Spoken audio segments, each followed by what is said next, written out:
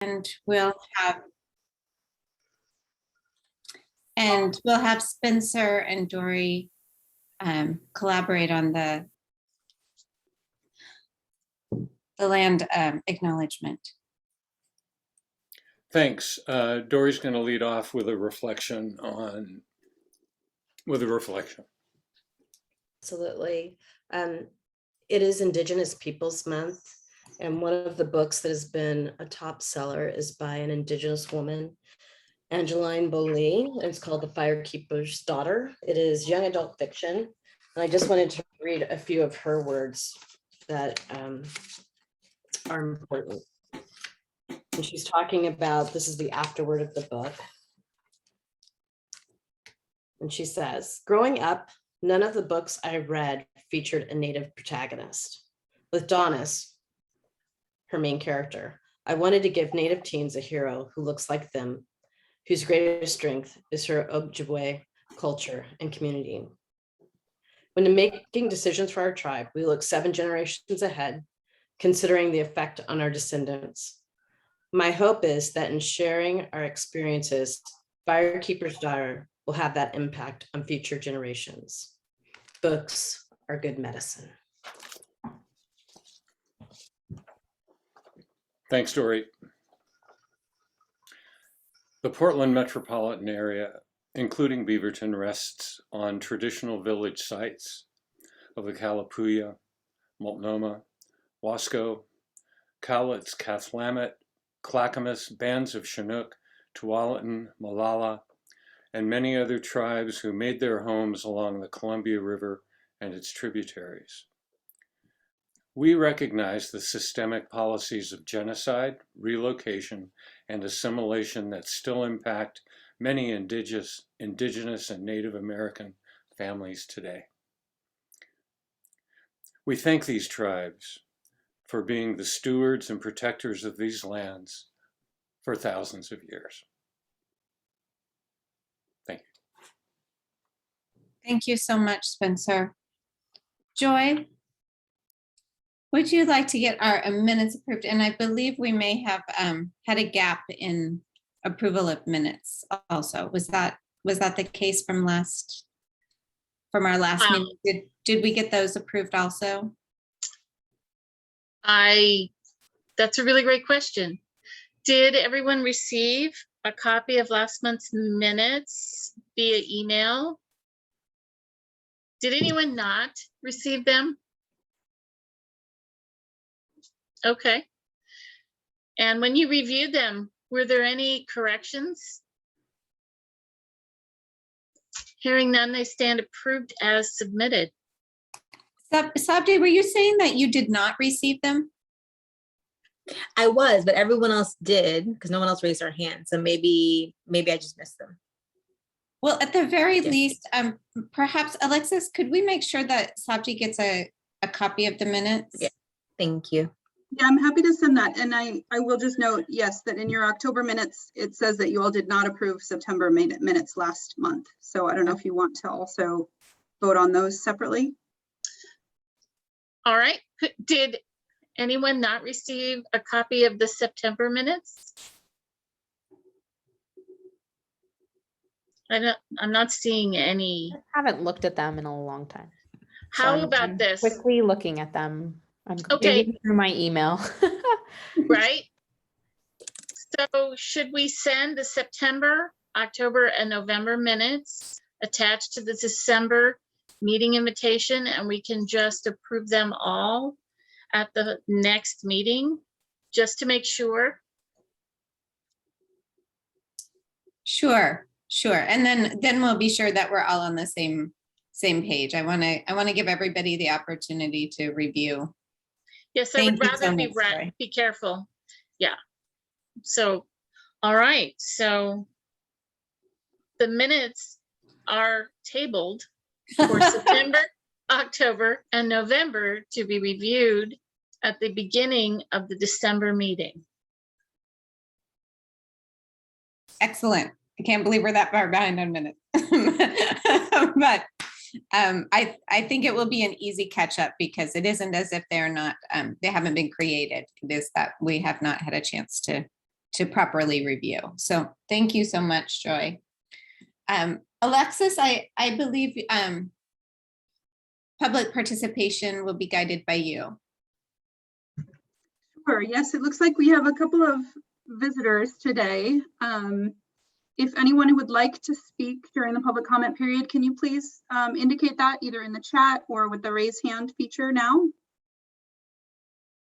All right, it looks like we have Zainab would like to speak. So I'm going to go ahead, actually, yeah, so I'm going to go ahead and allow you to talk. Go ahead, Zainab. Hi, my name is Zainab Alidin. I'm a resident of Beaverton and a doctoral student in public health. I'm also a board member of Healthcare for All Oregon, a statewide organization working for advancing the cause of universal healthcare. I'm here to talk about the access of healthcare being a human right. I'm here because HRAC promotes integration of human rights values and principles throughout the Beaverton community. I strongly believe that all people should have access to affordable healthcare as a right. Access to healthcare needs to be one of those rights for our community, and I'm here to ask the help of this commission to make it a reality. In 2012, the United Nations passed a resolution on which the United Nations passed a resolution on which the United States is a signer, reaffirming the right of every human being to enjoy the enjoyment of the highest attainable standard of physical and mental health and medical care. Access to affordable healthcare is essential for a society to function at its best. This pandemic has shown us just how interlinked each community member's health is with each other's. And multiple studies have shown that access to healthcare creates better health outcomes. We could reduce much of the health disparities we currently see in Beaverton by making sure everybody has access to the healthcare they need. In this time, we need to end the discriminatory system and relieve both patients and providers of the many burdens and related stresses that leave our residents constantly wondering about their right to the care that they need. Nobody in this community should have to make the impossible choice of paying their rent and getting their prescription that they need. Thousands of Oregonians have lost their jobs in the past year and cannot afford basic necessities. Many of those who lost their jobs also lost their health insurance that was linked to their employment. Around 12 million Americans lost their employer-based health insurance during the pandemic. In Oregon, 50,000 Oregonians lost their health insurance in the first 4 months of the pandemic. The pandemic has shown us that we cannot rely on employment-based health insurance anymore. We need a better system, one where people are not penalized for being unable to afford skyrocketing healthcare costs. Oregon is leading the way for the rest of the country through the work of the Joint Task Force on Universal Healthcare, which was created by the Oregon legislature and is charged with designing a universal healthcare system for Oregon. Oregon could be the state where people do not have to suffer or die because they were unable to afford healthcare. Hopefully, the country will follow and join other nations in the world that provide healthcare for all. In addition, with the passing of SJR 12, Oregon voters will have the chance in November of 2022 to amend the Oregon Constitution to clearly affirm that access to healthcare is a right. Several cities in Oregon have passed resolutions in support of universal healthcare and healthcare as a fundamental right. In July, the city of Salem passed a resolution where it declared that healthcare was a fundamental right. It expresses enthusiastic support for a state-based universal healthcare system. It also strongly urged the Oregon legislature and governor to work to establish a universal high-quality healthcare system that is accessible to all residents of Oregon. And so, since HRAC serves in an advisory capacity to the city on strategies that strengthen human rights, we ask that you support our efforts to make access to healthcare a right and create a universal healthcare system in Oregon and in the nation by requesting that the Beaverton City Council pass a similar resolution to help Oregon lead the way in making healthcare a human right. If you wish, we're prepared to return for a future HRAC meeting to engage with you in a deeper discussion on the need to create a universal healthcare system and why healthcare is a human right. Thank you. I have a question for Aladina. Could you say your name for me? My name is Zainab. My last name is Aladina. Oh, I'm sorry. Could you say it again for me? Zainab. Zainab, thank you. Mm-hmm. Yeah. So what do you think? I mean, as far as, certainly you're suggesting that we talk with council about supporting legislation around that. Is this part of a formal organization that it has some legislation that is before the legislature, or can you give us a little bit more about what that support might look like? Yes, absolutely. So SGR 12 was passed in the last session, and it is now going to be a ballot measure coming up in 2022 in November, where all Oregonians will vote whether they want to change the constitution and add that, affordable healthcare is supposed to be a right in Oregon for all Oregonians. And so what we want is cities across Oregon really to show their support for this measure, the measure, and just affirm that they actually do believe that healthcare is a human right. And yes, there is a organization, Healthcare for All Oregon is a 501c3 nonprofit. I am a board member of it, but I'm also a resident of Beaverton, and I do think Beaverton should be pushing for this. Great. Lisa, I think you had your hand up. Zainab answered my question. I just wanted to clarify how we could support her, and sounds like advocating to the council to make a statement would be ideal. We really appreciate your time in coming today, Zainab. Thank you. Yeah, I think Nadia also has a comment. Yeah. Oh, I think Cameron had a comment. I'm sorry. I think I saw your hand up. Just in the interest of full disclosure to everybody, Zainab is my wife. Yes. So, Also yes. that. Just Lucky for you. yes, didn't want to. Councilor Hasan has a question. Oh, just a comment. I do want to say I was watching Cameron. You could tell there was something there. Thank you for your public comment. I do want to. I have someone reached out to me from Health Share Oregon, and I'm supposed to have a meeting with them on Friday. So there's two ways I think that this committee could take this.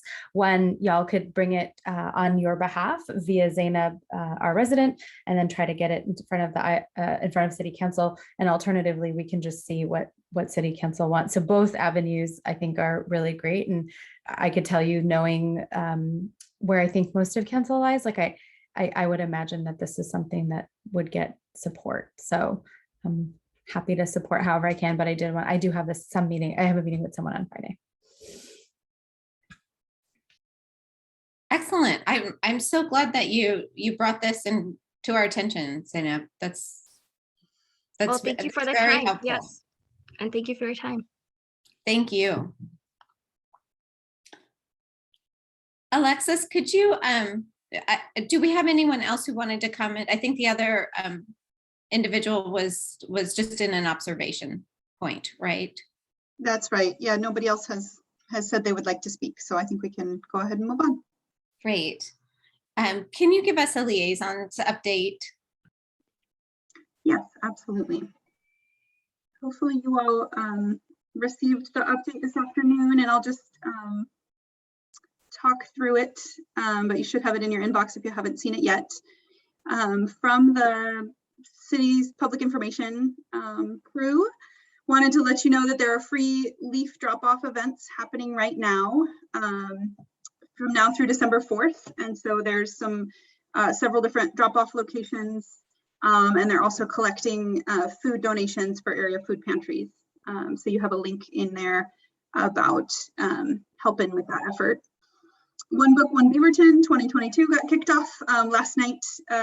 Library Director Glenn Ferdman announced that this year's book at the City Council meeting, that this year's book is The Cold Millions by Jess Walter. And so we have a little bit of information about that. The library will be giving out free copies starting next Saturday, the 13th, from 11 to 2 at both library locations. And then in January, there's a whole series of events culminating in an author's talk on February 5th. The Beaverton Winter Shelter will be opening in a couple of weeks here on November 15th. It'll be open from November 15th through March 15th, or possibly a little bit later, depending on temperatures. It will be, again, as it was last year, a 24/7 shelter at the Beaverton Community Center in collaboration with Just Compassion of East Washington County.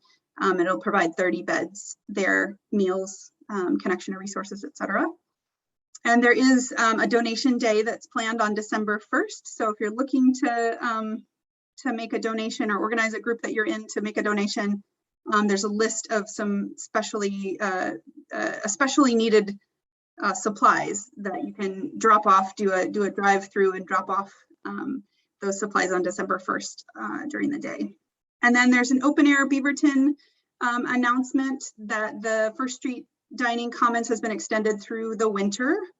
And there's a grant program that's in consideration to help with costs for folks wanting to participate in that program. And then just a welcome to our newest city councilor, Councilor Ashley Hartmeyer-Prigg, who joined the council in October. And so a little message from her in her own words about her excitement to get to work, she's already to work with the city council. So that is your staff update. Any questions? Thanks. Thank you. Nadia, can you give us an update on council? Councilor Hasan, I should be more. No, that's fine. Nadia is fine. I've been going to events and I just say I'm Nadia and they're like, where are you from? And I'm like, oh, I guess I'm on city council. And then everyone changes a little bit the way that they talk. I think we should afford you the title for sure. Full disclosure, we found out about an hour ago that my daughter has a fever. So I'm just going to stay till about 7 and drop off to try to help out. We on council last night discussed ARPA funding and the agenda bill related to that. I'll drop that in the chat momentarily. And then Alexis talked about the shelter. Just some context for the winter severe weather shelter. We have a location right now. It is the community center. It is a community center. Yes. Okay. There is a potential plan for that site to eventually move into affordable housing. And there's been discussion about having a more of a permanent shelter for our houseless folks. And so we did talk a little bit about siting in terms of where that could go. And we've gotten some ARPA money for that as well. We also had a meeting in Bureau about a little over a week ago. And there is a potential that one of our parking structures in downtown will start to charge for parking. And so I share that with you because I was surprised and I want folks to hopefully not be surprised. And then I did last night ask for an update on E-Track on your recommendations specifically. And you'll learn that I'm a processor. So sometimes I ask a question and I need time. So I asked, got an answer, and then later on in the meeting had a follow-up question. Jenny kind of said that she thinks towards the end of the year she'll have something. And then I kind of circled back and was like, could it maybe like not be toward the end of the year? Because that felt a little far for me. And I'm sure for you all. So she said she's going to try to put something together. I do want to say that our council retreat is December 11th. So that's coming up. This time with our full council will help us direct what our priorities are for the year. If there is something you want us to know, I would find a way to tell us, whether that is with a letter from all of you, whatever you think we should be thinking about or know, really putting that plug in December 11th, it will be all 7 of us.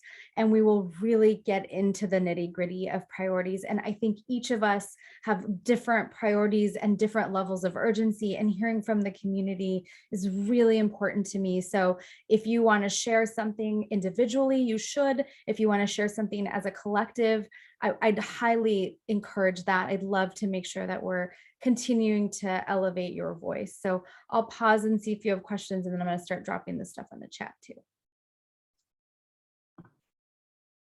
Joy? Do you think that maybe they could take up the recommendations that we gave them at the beginning of the year? Please? You mean for priorities, or is this like a general? The police reform? Okay. We'll do what we can. I appreciate that. Lisa? I just want to say thank you for advocating for our goals on A-Track as an individual. And then you will, totally reasonable, you should absolutely take care of your daughter. You'll be missing our presentation tonight. So I will follow up with you on that through email. I would love to see it at some point or whatever is. Hope she needed. feels better. Thank you. Councilor Hasan, would you suggest that in order to get something in front of council, that there be an additional letter sent, or maybe a reminder kind of email as to perhaps what ATRAC's priorities have been, or ideas that we have for what the council maybe should focus on? Would that be appropriate to send something kind of relatively soon to council before the retreat? I would say it's completely up to you, because I know you all have your agendas, right? So even getting, like, if it's going to take a lot of time to get a collective letter, then maybe you each, write individually. I do think there is voice of a collective, but these are going to be really big picture priorities. So I don't know that even to Joy's point, like, I don't know that that would be a priority. It might be like community safety, and then within that is this, but making sure that, Councilor Hartmeyer-Prigg is new, and also what you've been seeing is that Councilor Tivnan was new, I'm new, and so even if it's just a general background, whatever you all feel comfortable sharing. I certainly don't want to tell you what to share, but I do think that it's important that if there is something that you feel is very important that you want us to see, that you try to get that to us, before. We've been getting a lot of like late-ish things. So like a week before would be really great, because like I work full-time. I don't get to check my email every day. It's just not possible. So a week before would be great. But of course, 24 hours before is also fine. Thank you for that. Can I ask one more quick question? You were saying about the parking fee. Where is that going to be enacted?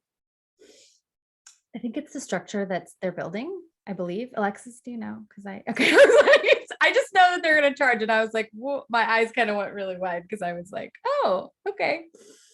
My understanding as well. Okay, the one under construction. So it's going to take some time, but they're looking at, we have been presented parking structure fees. And it sounds like the way that it's being explained is that we have to be able to pay the whatever the price was to build it, and so there has to be some sort of fee. I think we're going to vote on the fee structure, I think next month. I had a lot of questions, like we talked about the privilege to be able to come to something. It is one structure, it isn't all of them. So I don't know where it's going to land, but I definitely think you all should know, because if you have an opinion about it, you should share that with us too.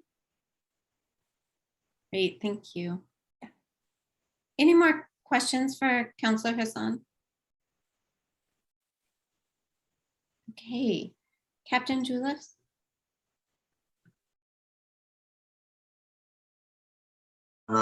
Not much from me. I really do appreciate the condolences that you guys have all extended. Obviously, that's been kind of dominating the last couple of weeks of the PD's life. And so it's been a difficult time, but we're getting through it. And the only other things I have to share, I mentioned last month the Survivorscape art installation that happened at the PD. If you get a chance, it is now in our public space in the lobby. So come over whenever you have an opportunity and see the artwork. It's really moving. And the city Arts Commission, I believe, they had a hand in it. There's some statements below each picture that the City Arts Commission helped commission. So come over and see it. It's kind of a neat project that we get to host. So the only other thing I have, I think, for this month is coming up on the 15th, Monday the 15th. Several of us are going to be attending the Evolve experience through Red Door Project. I'm not sure if some of you may be aware of what Red Door Project is. It wasn't something I was familiar with, but Deputy Chief Williams has been through it. The Chief Groshong has been through it. And so it's going to be offered 4 times over the course of the next 6 months or so within the PD, specifically for BPD folks. But if we get to a point where we've got seats, then we'll invite other agency folks to come in and go through the experience as well. So any questions for me on PD stuff? Kathy, I see your hand up. Yes, thank you, Alan. In late March, the policing report on anti-bias was released. When are we going to have a presentation on that? I'm not certain. If you guys have asked for previously for a presentation on that, then that's news to me, and I will, if that's something that you would like, I can certainly do that. Thank you. I think that last year, your last report was given to City Council. HRAC is nice because when it's to us, we can ask questions about it, and we can't during City Council. I don't know how other people feel about it, but it really is an important report for human rights to listen to and consider. Well, what I would say is if that's, the HRAC's desire, then basically you can run a request through me and I can run it up the chain to the chief and we'll work it out from that point on.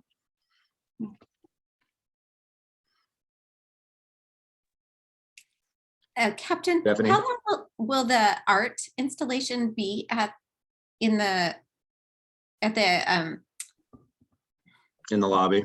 In the lobby, yes. I'll help you out there. Thankfully, it's indefinitely. We don't own the art. It is owned by the survivor's family, and so they could choose at any point to remove it. But they're strong supporters of Beaverton Police, and I think they see it as an opportunity to share this story, and this is a very public way to do it. And so I can't imagine us, getting tired of it and saying, hey, we want it to take down. So it's really, the ball's kind of in their court as far as how long it stays up. So I'm hopeful that it'll be there for at least a couple of years, before life moves on and the survivor decides to take it and put it into a new house or something like that. So thank you.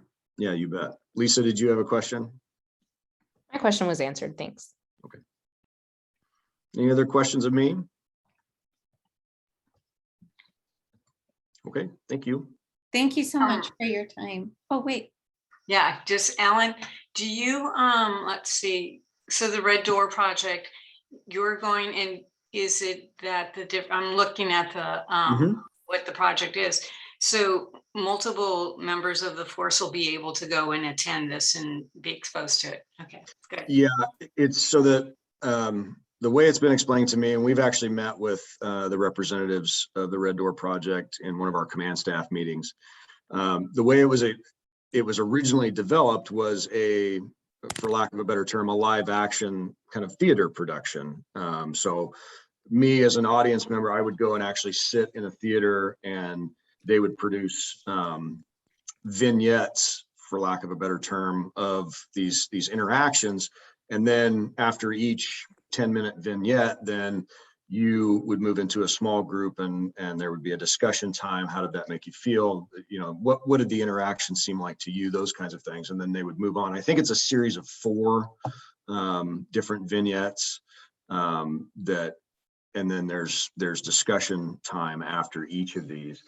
Unfortunately, due to COVID, as it ruins everything else, it gets to be a Zoom thing this time around. So we'll be attending, I think it's over the course of 3 hours, and I'll be in my office. They still have a breakout group portion of it, but obviously it'll be handled a little bit differently than it would have been had we been there in the theater with it. So the goal is, we're not forcing anybody in the department to go, but we're we're encouraging folks to go as an open opportunity for all of us. So mostly the invite for this first one has been command staff. And so we can kind of be the pioneers, if you will, and encourage others once we go through the experience. So I'm looking forward to it. Lisa? Yeah, sorry. I just wanted to advocate if it's possible for you to stay for the presentation that we're giving, because it. Yeah, I saw it was on the agenda and I intend to stay. So thank you very much. Yeah. Thank you so much for keeping us updated. And I'm also really grateful that you can stay for the presentation, because I think that will be a really important part of our accomplishments here today. One other comment on that. I do apologize. Alexis had set a meeting with me and the chief and several of you folks for the art project, and just with all the things that happened with Brian's death, we weren't able to make that happen. So I apologize for that, and we'll look to, if you guys still desire that, then we'll look to reschedule that in the near future. So thank you. Amy, can you give us an update on the youth advisory? Yeah, of course. So last month's meeting was pretty packed. So we set ourselves up in all of our subcommittees. We have our advocacy subcommittee, our educational support subcommittee, community involvement, and then we have kind of a new one called youth resources and journalism. And that will just be like spreading the word about all of the resources that we have and all of the resources that we're attempting to create. More good news is we finally kind of figured out some of our social media, like city stuff. So we'll now be able to have our own social media, which is really crucial to what we want to do to connect with everybody in the community. We also had Tonya present at our last meeting with the art project, and that was, it prompted a really important conversation. And so I'm really glad that we were able to have that. We definitely had a lot of members that wanted to share their own experiences and ideas. And I think it was, the board definitely was glad that it happened. So yeah, I think that's about it. If you have any specific questions, I'll be happy to answer. But yeah.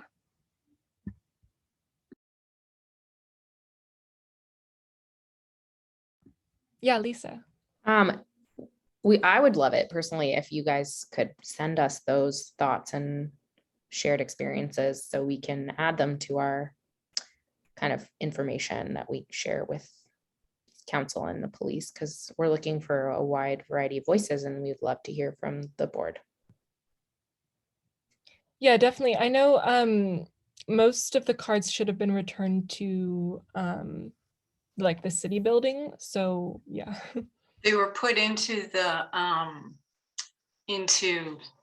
spreadsheet this afternoon. So yeah, but I don't know that it's the one that's going to be used tonight. But yeah, I put the information in. And if any others that show up, Amy, just send them along. Okay, I'll be happy to. Thanks. Thank you so much. And with that, I think it's the perfect segue to the art team, who has some pretty exciting things to share with us. I'm looking forward to hearing about it. Oh, Joy? I'm sorry, you're muted. I was just saying goodbye to Cameron, who was saying he was leaving. Oh, okay, sorry. Please, back. Bye, Cameron. Bye. Thank you, art team, for taking the time to present this to us. Yes, I'm excited to hear it.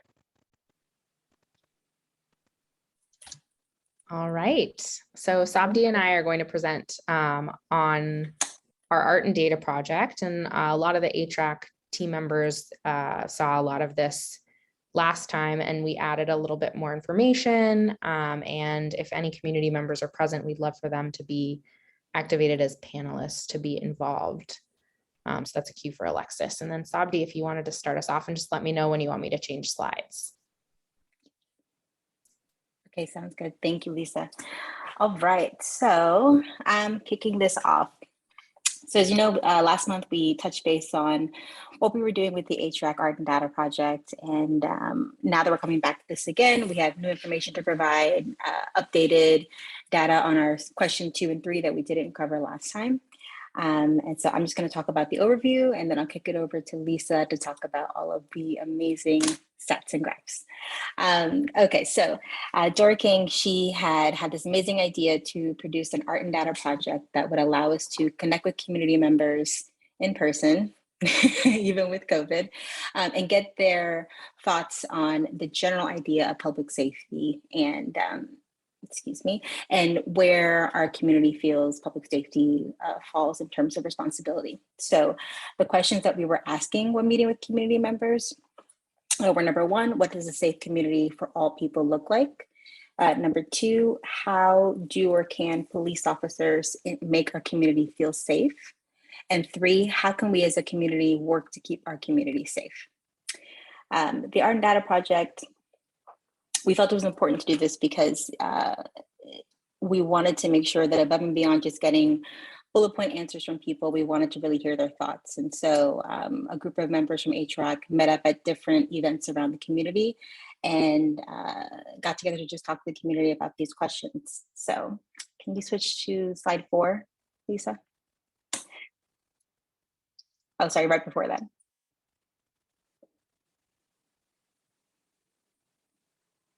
Awesome. There we go. When we talked about the art, we were able to connect with an artist named Susan Sharnquist. And Susan Sharnquist basically took the ideas that Dori had given to her and put them together into an artwork called The Understory. The Understory, for those who aren't familiar, is basically the understory of a forest that is basically everything under the tree line. So all the shrubs and plants that exist below the tree canopy is the understory. And for us, those trees and shrubs and canopies is our community members. So this art piece traveled with us to each of our events. Next slide, Lisa. To each of our events. And it just gave us also a visual way to engage with community members. All right, okay, Lisa, you're up. So we'll be going through some demographics of who answered and then kind of a summary of the answers. And we did, before we kind of get into the meat of this, we did want to pause and give folks a chance to review the data. And so you should have gotten a report in your email. And if not, Alexis can help send that back to folks. And the report includes kind of some of the background information again, and also, the demographics. And then at the very bottom of the report is actually all of the responses. We were not able to include responses newer than like 2 to 3 weeks ago, just due to time constraints and the difficulty of aggregating data. But we will update that when able, and we can distribute that at a later date. So we wanted to kind of pause and give 10 to 15 minutes for folks to consider that. Yeah, did you have a question? Me? Mm-hmm. Yeah, Spencer. I went through it quickly and didn't see a number for how many people you were able to work with. It was 58, I believe, included in this portion, but I don't know, Tanya, how many more we had after we did the data analysis. There were 6 more. 6 more, okay. Thanks. Yeah, so we will take a little break for folks to just look through that. And if you don't have it in your email, please raise your hand or just say something and we can send it. And then if community members wanted a copy, if you feel comfortable, you can direct message Alexis Ball or you can message the chat with your email. So I will kind of set a timer for 7:25. And we really want to use this time to reflect and because we will be discussing this as a group. And so we're really briefly going to present this information. We really want you to look through that document if you can. And we think it's important to give you the space to do that. So please feel free to take that time. And if questions come up, we're happy to answer them as they come up as well.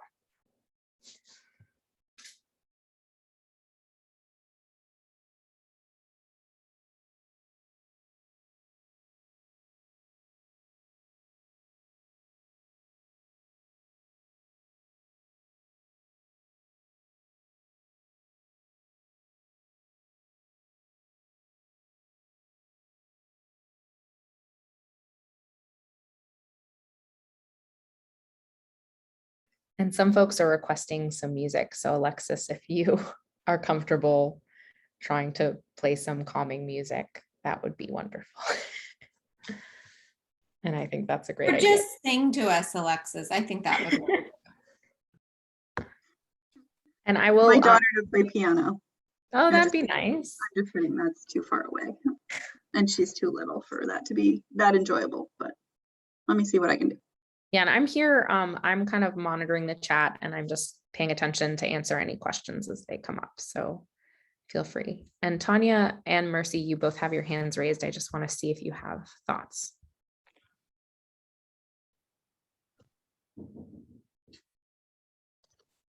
I was just wondering if members in the meeting can give their own answer these 3 questions, as their input, because we are from different backgrounds and we are always not at the place that you meet people are. So I was thinking, why can't we answer these questions too, to get our input, if that would be allowed?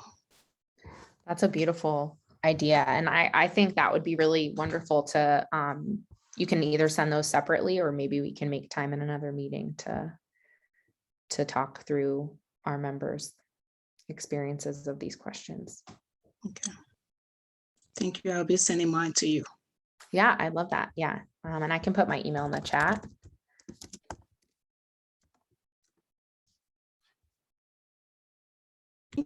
I'll also put the questions in the chat for folks, although it should be accessible in the report as well.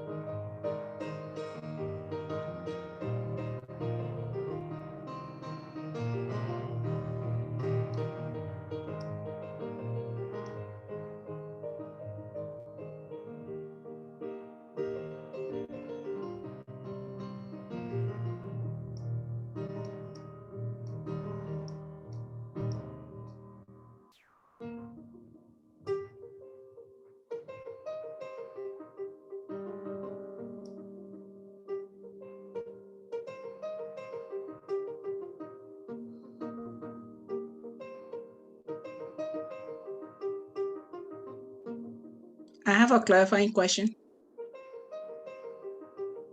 Absolutely, Mercy, what's up? Looking at the graph, where you have the question, what does a safe community for all people look like? Working together. On page 5? I believe so myself. Yeah, page 5. Yeah, I what's believe up? that's blank or food shelter and racist comments. How does that play in this? And what was the person explanation for? Is this racist comment? In what capacity? So Racist they just made a discriminating statement about a certain group of people. And so unfortunately that response was categorized as a racist comment. Oh, okay. All right. I didn't understand what that meant. So. And it is, you can find, I don't remember exactly where it is, but it is at the bottom page. All the responses were included. Okay. I don't remember exactly what they said, but it was upsetting to say the least, but that was what they responded, and we need to document all responses. I guess that's part of their human right. Right. To communicate. Stop them. Yeah.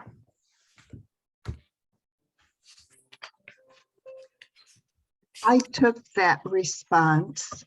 The person was uncomfortable writing it down, and so dictated it to me. And I was startled, but glad there was just one response like that.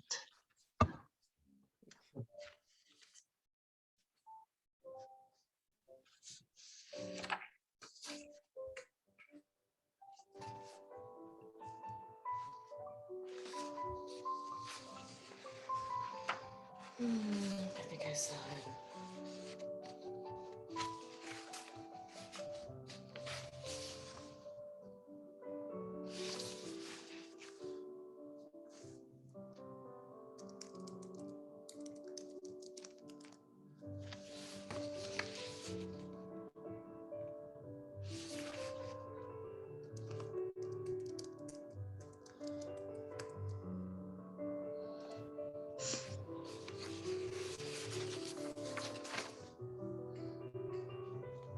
We have about 5 minutes remaining for the reflection and reading period.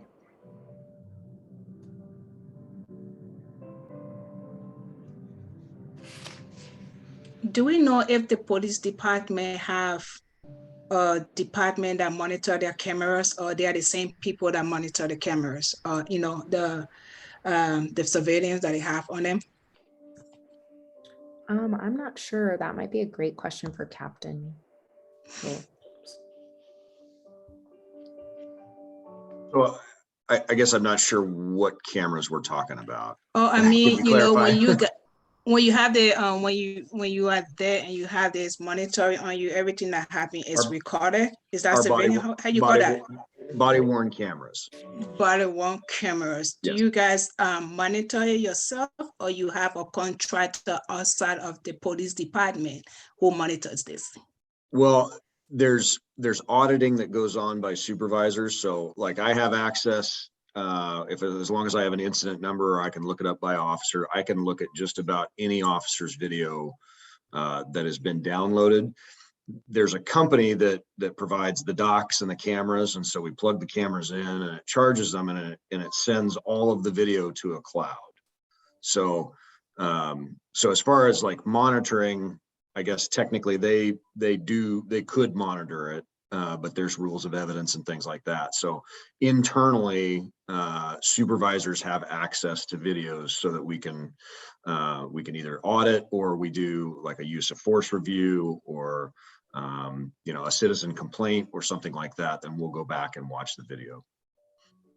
And I believe lawyers can summons that information. Is that right? I'm sorry? Can lawyers get access to that information if there's they would have to go through a public records request. The videos fall into a public record just like a document does. And so whatever procedure they would normally go through, in a criminal case, obviously it would be part of discovery. So the prosecution would have it and would have to provide it to the criminal defense attorney. But if it was an attorney who just wants some sort of general information, then they would have to go through a public records request to get it. And any person could request it through that process. Yes. Some videos obviously are withheld, you know, homicide video or I'm not hip to all the rules when it comes to public records, but you know, an interview with a sexual assault victim, something like that is not going to be accessible to everyone, disseminated publicly. So thank you. Just creating my own responses, so I have to know what I'm going to say to my responses.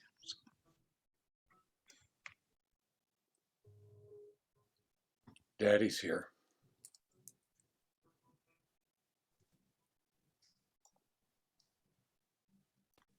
What is that? That is here.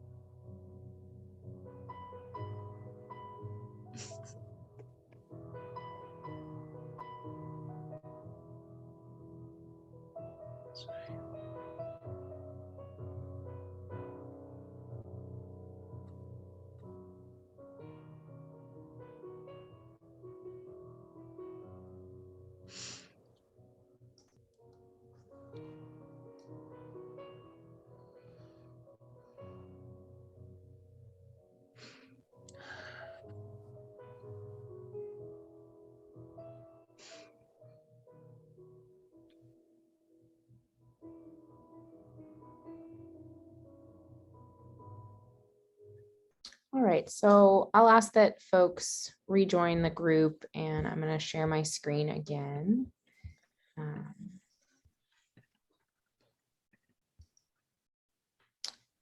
All right. So did any questions come up for folks?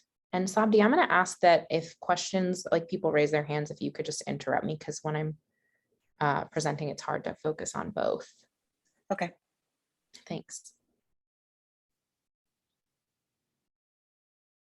So if no questions, I'll continue through a very brief presentation just to summarize what you know, we drew from the data, and then we'll have a discussion. And we really hope for this to be a community discussion and reflection, and not so much a formal presentation. And I know it's folks can feel shy about presenting, and I ask that we respect and listen to all perspectives. And I ask that those who tend to speak step back, and those who tend not to speak step forward, and encourage you to participate in this non-judgmental space. Questions about that, or other thoughts about setting expectations for the conversation? All right. So briefly, we saw that the majority of the participants were between the ages of, you know, 20s through 50s, 60s. And then we didn't get as many in the less than 18 and the greater than 65 groups. So we don't have as many voices of our youth and those above 65. So I know that we did get some more responses that we weren't able to include from MEAB, so that's fantastic. We also saw a pretty expected breakdown of men and women. We did see more female identified responses. We also saw a fairly diverse group of folks. I show here Beaverton demographics. So Beaverton, according to this website at the bottom right, we are 73% white identified, 12.8% Asian identified, and then a few of the rest of them, as you can see. And then Hispanic was reported separately at 16.6% of our population compared to 83.4% non-Hispanic. And so you can see here we had 33% white identified, a pretty high percent of Latino identified, and Asian identified and multiracial identified. And we'll see possibly an explanation for that in the breakdown of where we polled folks. You can see that we mostly captured folks who weren't sure what their neighborhood was. And then those in Central Beaverton, again, likely because of where we did the polling. And you can see the polling that was included was a Chinese cultural exhibition, events at the Food Cartel, Library, and Farmers Market, and San Francisco Groceries, which is a Latino Hispanic typically market. So during this analysis and data walk, just to summarize, we asked the community 3 questions about community safety. And then what I did was what we call qualitative data analysis. So you look for themes inside of the statements, and I'm a human being, I'm not a computer. And so it's very subjective. And it's fair to argue that I may have not perfectly broken these down. From those themes, I then summarized the themes into groupings that I found helpful to consider the responses. And so it does not capture all of the diversity of responses well, but it does give us a way to think about the desires of the community in a more comprehensive way, which is why I included all answers at the bottom and then the summaries that I show today in the slides. And then I'd like to go over the themes together. And as we review, I'm hopeful that the participants can consider what strikes you about the responses, what messages are we hearing from our community, and what are our next steps? What do we want to do as a community with this information next? So the first question was, what does a safe community for all people look like? And the biggest takeaways that I had from this was that it seemed to be there were 2 groups, and one group was focused on inclusion and avoiding profiling. So not assuming things based on one group of people. And then another big group was a concern about safety and a concern about crime. So asking for less crime in our community. And then there was some recommendations about working together, which you could consider lumping with inclusion. So you can see over, a lot of our responses were related to working together, inclusion. And then there were some considerations about basic needs. So food, shelter, health, and education, and safe roads, clean city, and police training and involvement. So a couple quotes, and I'll just read one, but you can look through these. So what does a safe community for all people look like? And one person said, it's one where members contribute to a shared goal by being their most authentic selves, where every identity is welcomed and celebrated.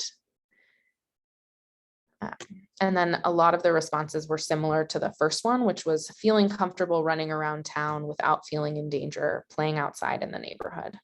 And so that feeling comfortable running around would be, if you look, in the orange category is safety. And then the other one I read, being your authentic selves, every identity is welcome, would be in the light blue inclusion category. So those are examples. And then when we break it down further, you can see that I clumped these. So some of the ones that fell under working together was assume the best in others, peace and positivity, communication, Some that fell into safety was being able to be outside. And you can see that was a lot of the responses. So 15 different responses included that. And then less addiction, homelessness, and crime. And you can see less violence and crime was also really high up there. And the other one that was the highest was over under inclusion and not profiling, which would be inclusion and representation. So that is the first question. So I want to sit for a second with that first question. And I'm going to go back to this graph here. What thoughts do folks have? What's speaking to you about this question? And Mercy brought up that we did have a racist comment, and we reflected a little on that. And that was a very small percentage of the responses. What other reflections or thoughts? And again, the questions are what's striking you, what messages are we hearing, and what are next steps?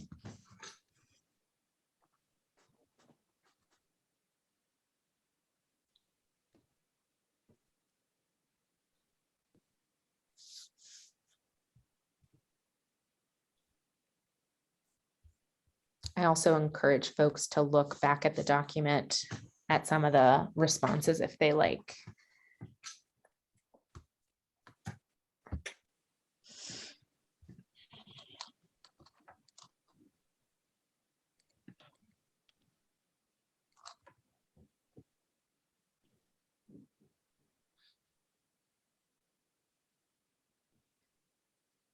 It looked like Stephanie had her hand up. I don't know if you can, you might not be able to. Oh, sorry. Yeah, it's hard for me to see with the People president. maybe should just go ahead and speak up. Oh yeah, go ahead and speak up. Stephanie? I wanted to honor that we want to make space for all voices. And I'm one of the often speakers, so I want to be careful about that. But Well, why don't you start a conversation off for us, make folks feel comfortable. Well, I hope that can be the result of my comment. I found it interesting that what makes people feel comfortable, one of the predominant or safe in the community, one of the predominant answers, the second most, I believe, was inclusion and not profiling was very heavy on that list. I think 34% there. Yep. And you know, as we got further into the the data, how can police officers create that within the community? It was to be a part of the community. And I think that makes a lot of sense, because the more you actually know the people that you're with, the more difficult profiling becomes, because they stop being a category and start being people. Mm. And when I was reflecting on that, I was reflecting on the beauty of the art project where, we're working with the police department to learn about what's important in our community. And so we're trying to act in that way and help our police department get to know our city and our people, and help our people and our city get to know our police department. And I don't know if the folks I wasn't able to table due to flooding in my apartment, but if the folks who tabled felt like that was part of the conversation that happened, behind the scenes of writing the responses.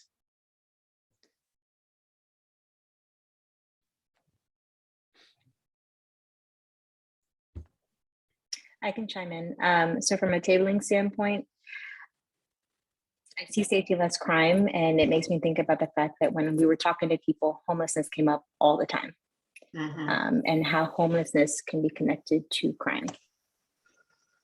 So something to think about. And yeah, I see it, Steph. Brandon's hand is up. Yeah, can y'all hear me okay? Yep. Yeah, so I noticed that you have data around gender and race. And I don't know if it's because of the sample size, because I know it's not very large, but did anything jump out to you as far as certain characteristics, like, just if I were to guess, like inclusion, did it apply more to men or female or certain races as opposed to others? And I don't know if you went in that level of detail, but I just was curious if anything jumped out from that point of view. Yeah, I was afraid to do that. Just again, the sample size was pretty small, but I did notice that in the Spanish, so some of the responses were in Spanish, and I speak Spanish, and a lot of the Spanish responses were would fall in that orange category of safety concerns, and a lot of them, you know, I almost put a category of like fear of the other from those responses. And it seemed like they were really concerned about their safety in the community and like not being able to be outside, and like homelessness and addiction, and feeling fear around those folks. So that did speak to me. I didn't look closely at men and women, honestly, but just as I reflected, I didn't, but maybe some of the folks who tabled have thoughts on that as well. I do, from the cards that I just got from the youth. What I saw a lot of was around inclusion. It was more around race than any other aspect or piece. And I think that was what I also experienced when I was talking with people, is that it tended to be more around race. A few conversations I had around LBGT, the letters, I'm sorry, I don't want to be disrespectful, but the gay community, the questioning community. So after race, that's the community. I heard more questions about being included. Thank you, Dori. LGBTQIA+.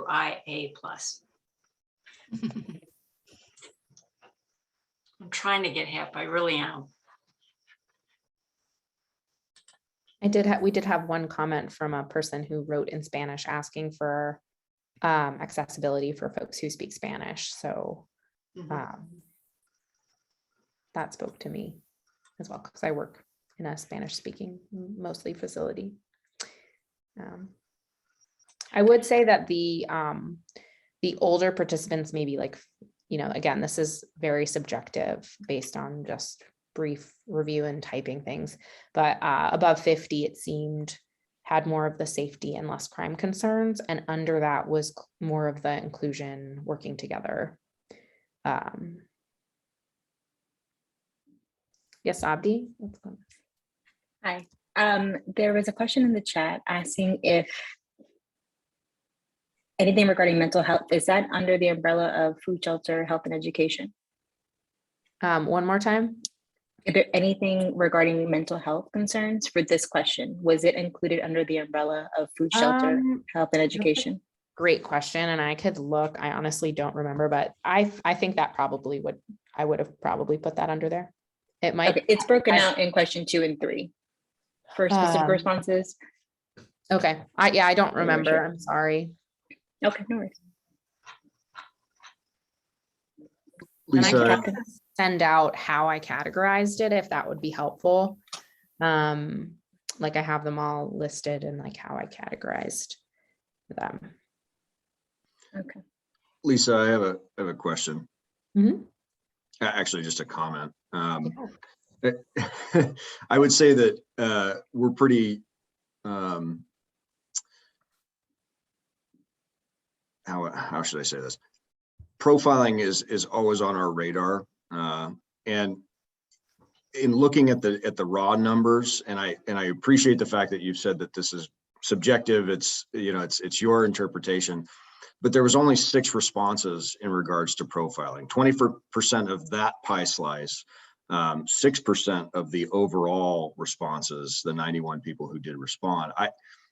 In fairness to policing, I would love to see profiling separated out of the inclusion window, because I feel like inclusion and profiling kind of are 2 separate pieces.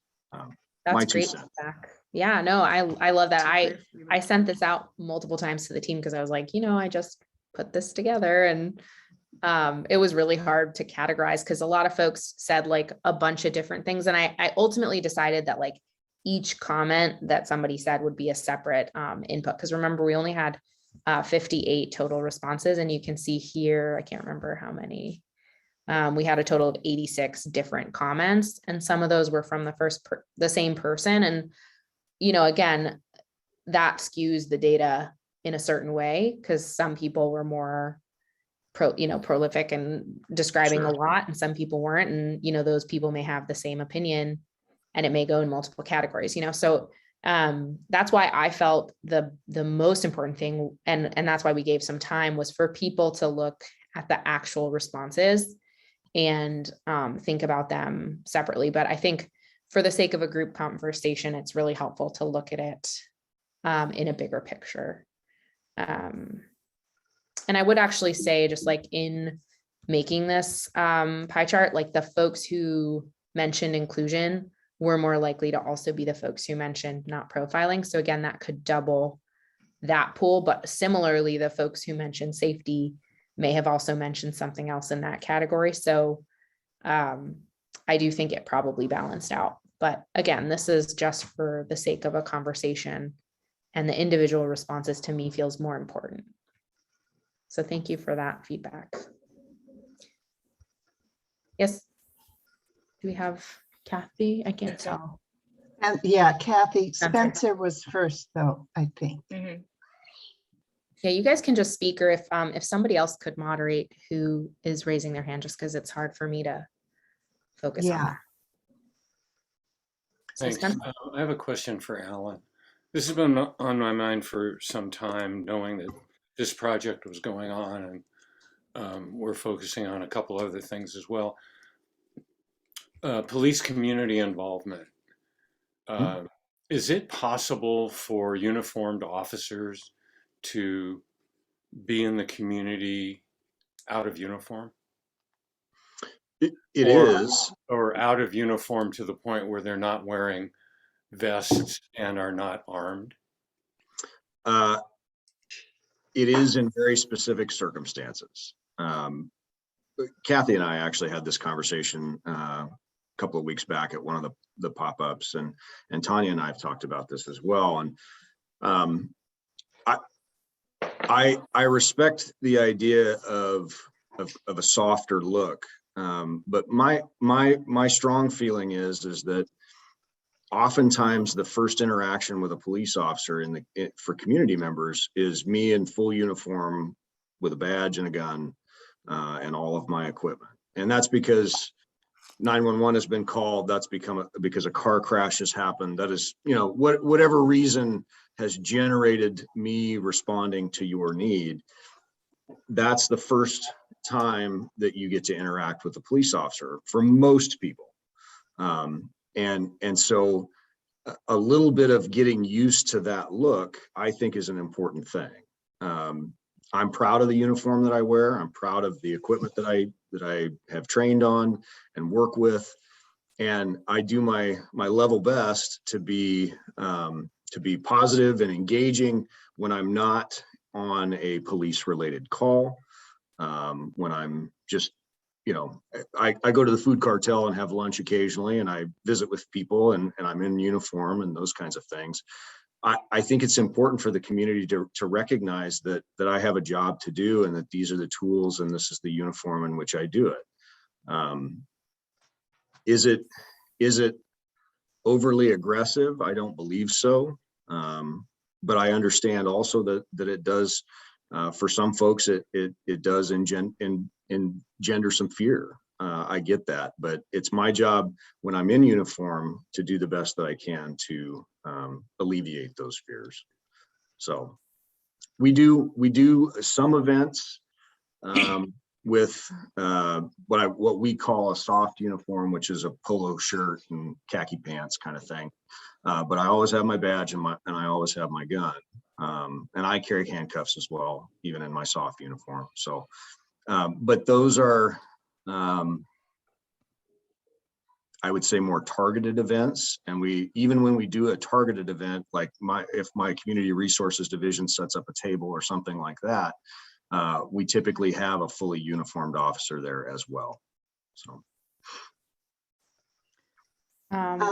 Mercy Karen- had a question, I think, first. Kathy. Oh, you're muted, Mercy. Okay. What's Toya? Tonya first. Oh, sorry. Okay, Tanya. Oh, Yep. Where am I? So one of the things, I know this, the concern around the uniform has come up before, but as I was looking at all the different responses and reading things today, what really stood up for me is the desire for connection. The community wants to know the police, and part of that is, I think, is that kind of like what you said there, Ellen, is that people meet you because 911 has been called. So I know one of the things that has been commented on in these cards is that when there is a public event, the police tend to congregate. And I know if I'm at a public event, I tend to hang out with the people I know. But I think perception is really something that we need to attend to here, and that the more our community members can get to know the officers individually, or can identify them, then the uniform isn't so important, or it doesn't stand out as much because, oh, I know you because you've got 2 kids and da da da da, you know, so I know you in a different way than just the guy in the uniform or the woman in the uniform.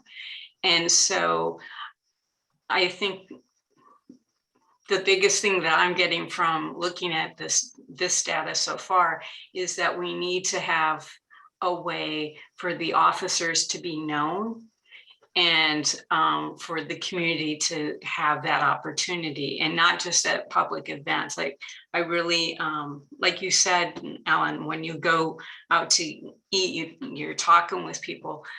I think we don't have a lot of officers who just get out of the car and play basketball with kids, or if they do, it sure isn't showing up on the different websites, or the public information officer isn't getting that out in front of people so that we see, oh yeah, there's that cop that does this sort of stuff. And so I just see that's a big need that we have in our community, is to figure out how to get the police connected with people and people connected with the police in a social manner. That's a great summary of a lot of the comments that we had. Can I respond to that real quick? Sure. In light of time, I do want to move on to the next 2 questions shortly. So. Okay, I don't want to take too much time. I just, what Tanya is talking about is, unfortunately, it deals with a lot of different aspects of policing. It's not just one thing, and it's an internal discussion that we have all the time. How do we leverage social media to demonstrate who we are in the community, and a lot of the things that we do that you don't ever hear about, without it sounding self-serving, you know, because hey, look, we're the cops, we did something great this week. That feels self-serving, and typically I grew up in an era of policing when it was kind of silent professionals. We did our job, and we didn't look to promote ourselves that much. And in the era of social media, that has somewhat changed. And in the era of we're not able to go into businesses or homes as often with COVID and everything else, we need to find new ways to connect. And that's it's an ongoing discussion. So I'll leave it at that for now. Mercy, if it's okay with you, I'd love for you to hold your question, and I'm briefly going to just go through the next 2 questions so we can open it up for further discussion through the rest of the time. So just hold on to your question and we'll make sure you're next. All right, so the second question is, how do or can police officers make our community feel safe? And the large majority, kind of like Tanya highlighted, was be part of the community and build trust. Another large one was more police surveillance, availability, and intervention, which sort of might be similar. People want to see the police out and about, not just in response to things, but in the community, either to monitor and surveil or also to build trust. So that's the maroon and the gray. And then a lot of folks in the dark blue felt the police already make me feel safe. And I thought that was beautiful. And then similarly, we had a group that felt the police do not make me feel safe. And then there were some thoughts on discrimination, training, diversifying the police force, and addressing bias and addressing mental health. So again, I'm not perfect. Here's a couple quotes to help us consider. So it says, by doing their job in a manner where they put the safety and protection of civilians before the personal interests of their department, their chief, or their fellow officers, they are public servants, not soldiers. So that addresses the concern about maybe some similar concerns around uniforming. And then they help people who are scared or may need help or resources. So feeling like they do help. And then when police always respond to safety issues quickly and people trust the police, that's the dream situation. And I think that was a beautiful comment. And then here again, I'm not perfect. I can't categorize perfectly. So here's the breakdown for you to review, and any feedback would be absolutely appreciated. So again, build trust in the community. The biggest one was have community liaisons, interact with the public, and community outreach. So that was 17 out of the 38 there. And then another big one was equal treatment for all people. And it included people of color, LGBTQ, folks in crisis, and ethnic groups. So it does look like I put mental health under that one. And then more police surveillance. So that included stopping homeless camps, quick responses available when needed, and more surveillance or patrolling. So, and then again, I'm just going to keep going in light of time, just so we can discuss using the rest of our time. The last question is, how can we as a community work to keep our community safe? And the number one answer was community unity and events. And then the other one was learning about each other, which is sort of similar. And then there was a variety, including setting expectations for behavior, social and financial supports. There were some concerns about or thoughts about abolishing the police, but that was a minority. And then there were more thoughts on collaborating with law enforcement. So again, a quote might be, connect with each other to learn about all of our humanity, help our neighbors, host community events, make sure police are allies for all people. And here is my breakdown. So again, number one was help each other, work together, unify, 21 out of the 35 in that group. And then the other big ones were learn about each other, which was 9, community events and gathering spaces was 9. And those were the biggest groups. There were here, stop bad behavior and follow the rules. There were 5. So this is our time to just continue discussions. And I do want to start with Mercy because we cut her off earlier, and then maybe Kathy. Oh, thank you so much. First of all, I want to say thanks to the team. You've already opened up the conversation, so you can see that your work is great. What I wanted to say was in regards to the question as to whether it's possible for the police to appear without their gadgets. And I do agree with the answer of Captain Eileen, because for me, one of my answers would be that the idea of knowing that there's police out there to protect us make me to feel safe. However, when you look at the page 8, how do or can police officers make our community to feel safe? You see in that column what is it, build trust in the community and be part of the community. So how can the police actually do this? You have to carry your uniform, which is how we know that you're a police person. And which is how other people who intend to create commotion stop when they see even a police car, they stop their action. So, so that is really good. But how? I know you are trying to do it. How can we come up with strategy to know that you are just in a space, to be part of that space, but not to intimidate people? Just that uniform, I know intimidate people. For me, I feel safe with that uniform, but there's so much stuff around the uniform. But the piece that I can take from there is I feel safe. But all the other ones that come with it, how do the police, I know you don't have the answer to this. In the survey, we can see build trust in community, be part of the community. For me, safely, without bringing fear, it is already 40%. So how can we do this? Is my question. I know we may not have the answer today. I wish we could come up with strategies. And if you ask me for my suggestion, how we could do this, I can write you a list. But if it is going to be considered, it's just a big thing. We want to see you around. We don't want to be intimidated though. How can you take that fear from us? I'm sorry, I'm repeating the same thing. It's a great question for everyone to consider. And that's why we're here, is to get thoughts from the community. And Kathy?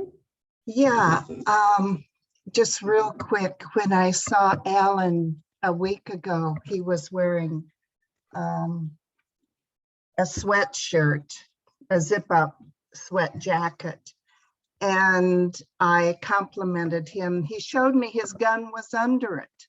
So he was very safe, but he didn't look scary. But I wanted to follow up. Karen James sort of triggered something. As I look at the groups that we tried to target, I feel we left out people with disabilities, and we left out homeless people. And what we did to get Asian, actually Chinese American, and Hispanic was go to the places where they would be congregating. And so I think that we need to do that with other segments, these special segments that are really have so much interaction with police. That would be useful, I think. That's all. Thank you.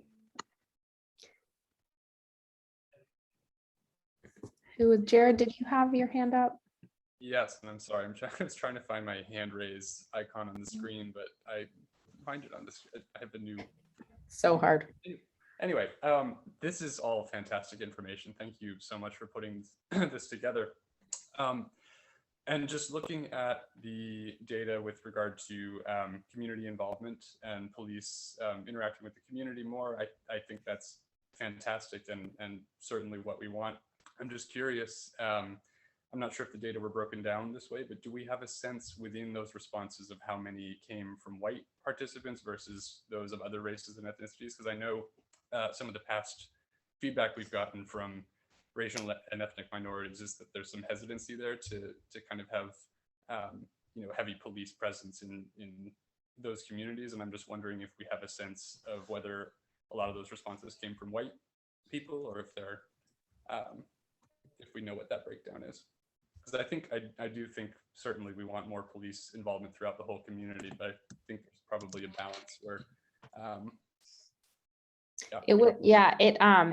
the Hispanic, Latinx, Spanish speaking group did seem to want more surveillance and more vigilance from the police was the most common, but I'm not sure if that was one family who all answer, I don't know the context. But all the data is down there for folks to dig through, because there's so much, so rich with context and information. And I want to reiterate that the point of this project is, one, to think about this as data and information. And the other point, well, 3 points: data, art, beautifying our community and enjoying our amazing artists who participated. And then the third piece, which I think is the most important, is building community between the police and our community members.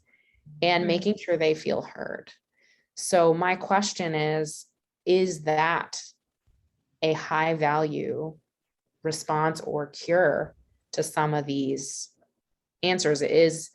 Should we continue this work with the police department? And how does communicating and asking these questions and listening consciously, how does that impact folks? Captain? I don't really have an answer to that question. I was thinking about just the response about surveillance. I found myself kind of bristling at that one, because surveillance is a sticky word in regards to civil liberties in this country. And how much do you want the police looking over your shoulder? I would hope that what that person was desiring is more visibility of police in their community. I think so. Because that's what we strive to do. But surveillance is kind of a dirty word for us. So that's interesting. And I do think, all of these words mean different things to different folks, which is why the folks who had the opportunity to be in front of the art piece and talk to the community had that beautiful, rich information and the context. Spencer? Oh, no. I just wanted to say, when Kathy and I were at the San Francisco grocery store, the main comments that were coming up were, we want more police in the neighborhood watching and protecting us. Mm-hmm. And so I think the surveillance was more of like eyes on us, eyes on the bad guys in the neighborhood. So, and wanting connection, wanting community, knowing each other. So I'll shut up, I'll step back. Spencer? Thanks. Just a quick question for the committee. What surprised you? What results raised your eyebrows or made you go, And I'll raise that question to everyone because you all had some time to review as well. Anyone who didn't speak yet have any thoughts? I'd encourage you to also step up and speak. And any community members who are here. Dori has her hand raised. Dori? I think during the data collection, there were a couple of things that really surprised me. One is the goodwill and grace that everybody is giving to each other. As people are writing, especially the children, I think I had the opportunity to talk with a few of the children, and a lot of their things focused on the immediate needs, right? Like, how do we keep people safe from COVID was one of the things that came up for them. But there was an overall, and I won't say I was surprised, but it was interesting to see an overall pattern of connection and community.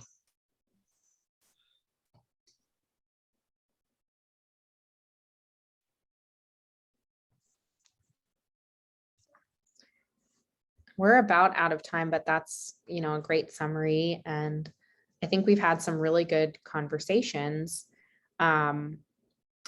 I was hoping as the committee, we could arrange a meeting with more police team members to go through this a little more and maybe look closer at the individual responses and talk together about next steps. Does anyone have ideas about next steps?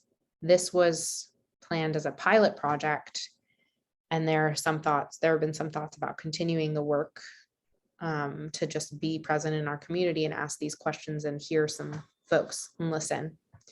Do folks have any ideas or thoughts about next steps? Yeah, Mercy? Or Dori, did you still have a comment? No. Oh, Mercy, go ahead. Well, as for me, I think we should continue this project because it's raising a lot of questions, and we're hearing the same cry that people have cried for many years. They are still in this at work. Like, we don't want to be profiled, we want to be seen. I guess it's a cry that we're going to cry forever, you know. So by continuing this project, we can still make our voices or put our voices out there. And if they are eventually going to be heard by lawmakers to do something, when that time comes, we'll still be here. But we don't want to stop talking. We don't want to stop asking for being treated as a human being. We want to still be talking about it because it seems that nobody is hearing it, and it's been happening long time ago. And even though we're in 2022 almost, it still seems that we are in 1800 sometimes. So I'm just asking when I'm going to be here or not. If you don't see me next year and you are having these things, contact me. I will follow you, because hopefully I'm praying that COVID will be gone so we can have our freedom to do whatever and go whatever and open our mouth or whatever freely. Then I will be there to help. But I think it should continue. These are cries that people have been crying a long time. And we are still crying, saying the same thing. Please treat me as a human being. That's why I would like to see you continue. Thank you for your vulnerability. You're welcome. Mhm.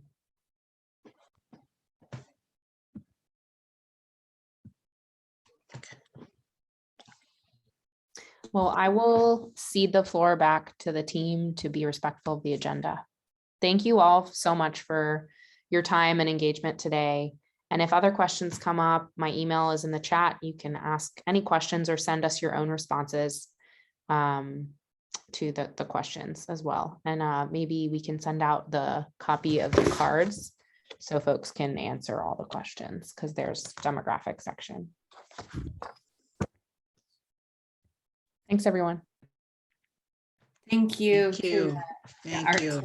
Thank you, Wow, Lisa. really, Thank you. truthfully, bravo.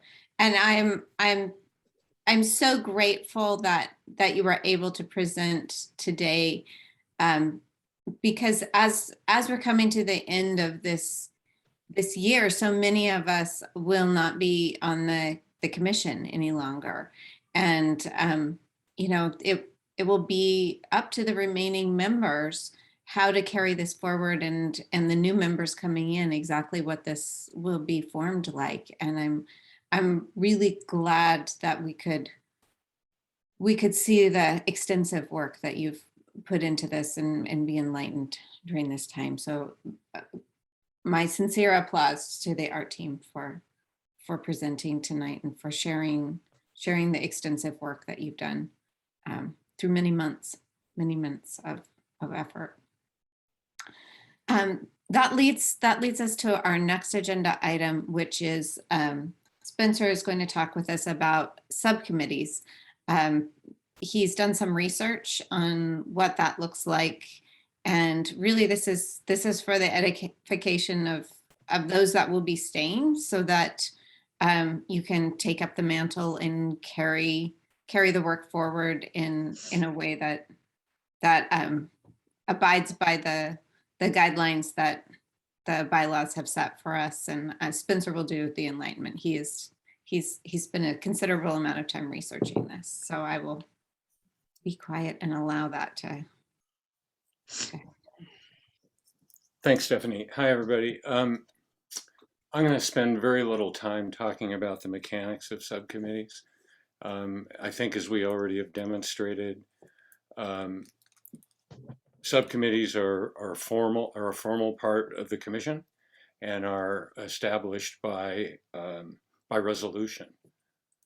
And as such, subcommittees are public meetings and are noticed to the public in whatever method Alexis and her team do that.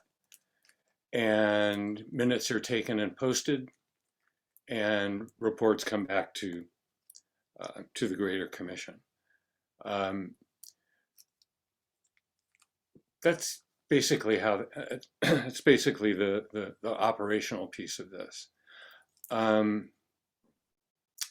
Moving on from that, I have an idea for a subcommittee, and this started off when we were doing our research last year and our conversations with BPD. And I wandered off and did a bunch of research about what I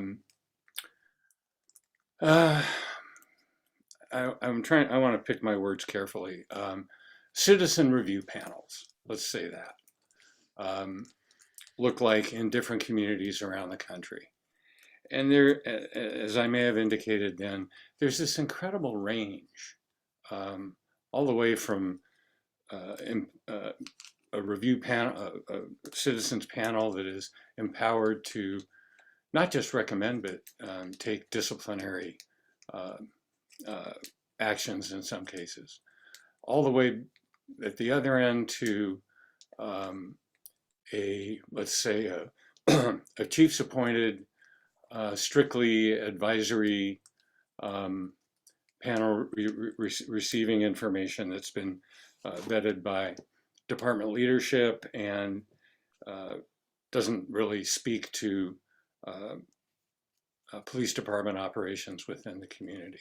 Somewhere in there is a place for Beaverton. I started off all fired up thinking, ooh, citizens oversight. This is really cool. No, as Alan indicated earlier, oversight. What was the other? What was the word, Alan? You said looking over your shoulder. Surveillance. Surveillance. Yeah, it was in the context of the surveillance. Understood. Yeah, I'm not sure that that's the way to go. I'm really excited by the report that we just heard because it segues beautifully into the motion I'm about to make, and may be the answer, part of the answer to what are the next steps. I think what Beaverton could do well with would be a citizen review, community-based group that works with BPD on just on an ongoing basis, a permanent basis. How do they do their jobs? What do their jobs look like? What have they been doing lately? Are there any incidents that require significant attention? I don't know. I'm going to move, one more piece of the preface. The door is open for us to be able to do this, us as citizens. City Council has spoken to it. Our new city manager has spoken to it and is actually, based on conversations, in favor of it. And as a result of that, my motion is that HRAC establish a subcommittee to begin exploring what such a community-based group would look like, how it would liaise between the community and BPD, create additional avenues of communication, and give the community, reassure the community or assure the community that BPD is not operating in some completely independent, over there, separate organization, but is indeed part of the community, and that BPD is made up of people that we can respect and admire and be grateful to. So that's my motion, that we establish an exploratory subcommittee to begin looking at what this would look like.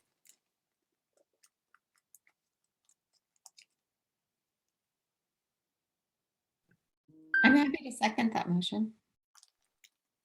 It has been moved and seconded to establish a committee, a subcommittee to, you're going to write this up, right, Spencer? Mhm. A subcommittee for next year? To start now. I know start that there now. are, because I know that there are a number of people on this year's commission that are interested in discussing this topic. And I think it's important that we begin because, as Nadia indicated earlier, the retreat is in December, and I think it would be wonderful if we can, as the British used to say, put in our oar, that we can make our suggestion, write our letter, provide an outline, whatever it's going to look like. I have no preconceived notions before that. And are you making a motion for the commission to run through the 2022 year of HRAC, or does it end at the end of this year? I suspect we have to renew it. I'm not completely sure of that. I've been, it's something I think we can decide. So it's been moved and seconded to start a subcommittee? Excuse me, Joy. Maybe that wasn't your question. This would be an effort that would continue well into 2022, okay, and maybe and perhaps longer. There's no way of knowing how long this is going to take. It's going to take some time. Let me get the motion out and then I'll answer questions. So it's been moved and seconded to establish a subcommittee. Citizens subcommittee regarding policing. I'm struggling for a title here, Spencer. An exploratory committee to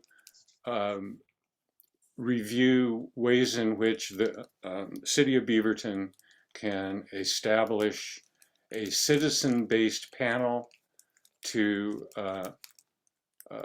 review on an ongoing basis to review police operations and improve relationships and communication between BPD and the community they serve.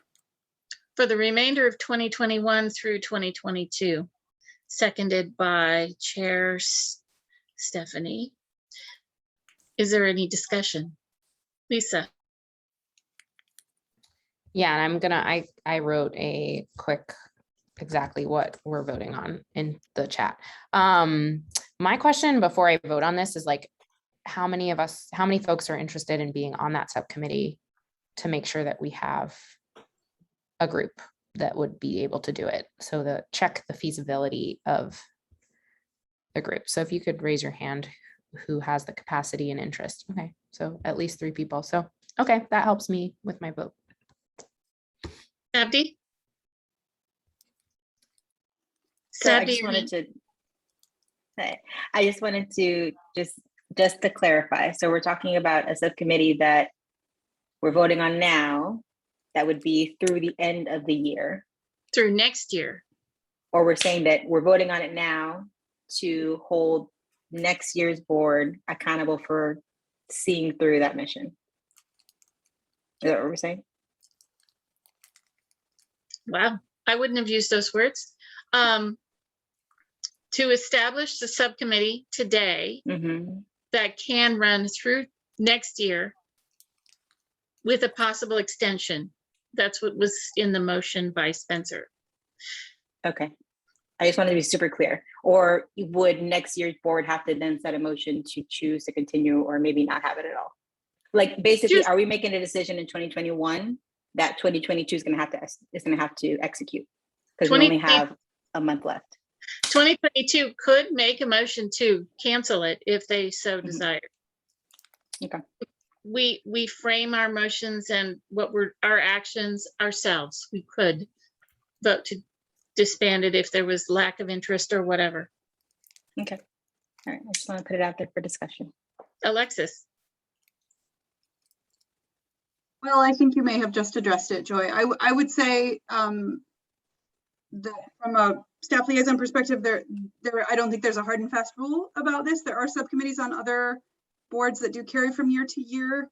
That said, you all are going to go through a tremendous change. 2/3 or more of you are going to be new next year. So I think it is important to be thoughtful about what decisions you presume to be able to make for a very new board next year.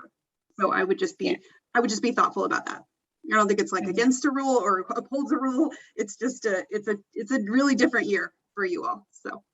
And because we're talking about it now, it's in the public record and we can go back and we could vote to disband it if necessary, because we make our own rules. Yeah. In this, we make our own motions. We can make another motion. Sabdi.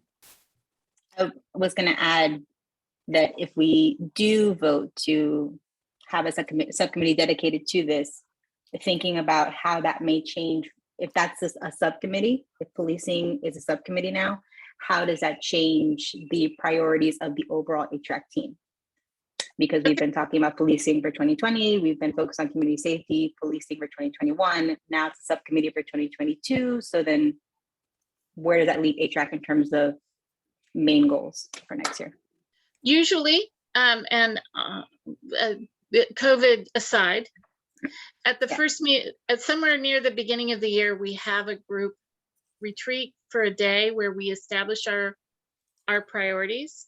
And it is conceivable that our priorities could theoretically change. And then at the first meeting, we would disband if necessary and form different subcommittees if necessary.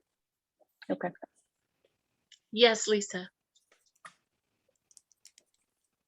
I feel that, 2022 is going to bring, a lot of new folks. And I'm curious if, Spencer, you think it would be feasible for you and maybe a couple of folks to put something together for a brief review in December, or if you feel that is too short of a timeline.